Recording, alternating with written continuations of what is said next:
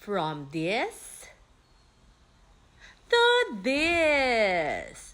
For today's video naman, gumawa naman tayo ng all-time favorite naming mag-asawa, ang milky and cheesy pinagong ng Sariaya, Quezon.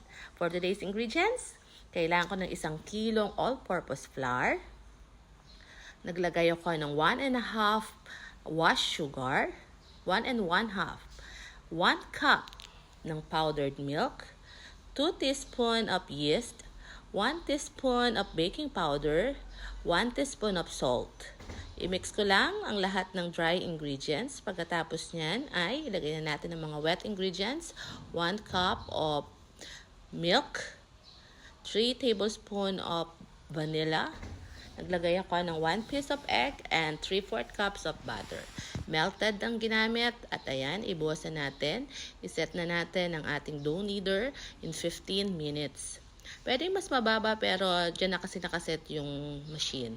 Kaya yan, ikot-ikot lang and ikot-ikot lang. Paborito talaga namin ito. Ngayon syempre mas gagawin natin mas special ang ating pinagong dahil lalagyan natin to ng slice of cheese. Ayan. Pinapiraso ko lang yung mga keso. Pagkatapos niyan, hinanda ko na rin yung egg wash na ating ipapahid sa ibabaw. At gayon din ay ayan na. Naka-ready na, all set. Pinutol-putol ko na rin according to my size. At akin nang ni-rolled out.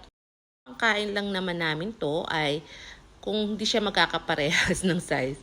So, ayan, after that, pinahiran ko na rin ng egg wash, ang mga ibabaw ng aking mga at binake ko siya sa 180 degrees Celsius for 50 minutes.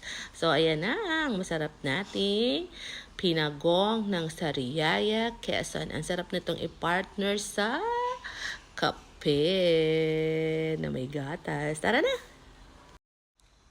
From this to this. For today's video naman, gumawa naman tayo ng all-time favorite naming mag-asawa, ang milky and cheesy pinagong ng Sariaya, Quezon. For today's ingredients, kailangan ko ng 1 kilong all-purpose flour.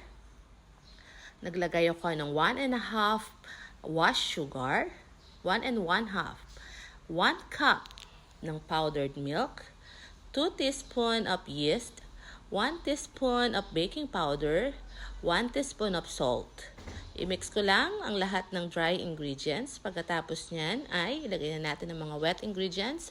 1 cup of milk, 3 tablespoon of vanilla. Naglagay ako ng 1 piece of egg and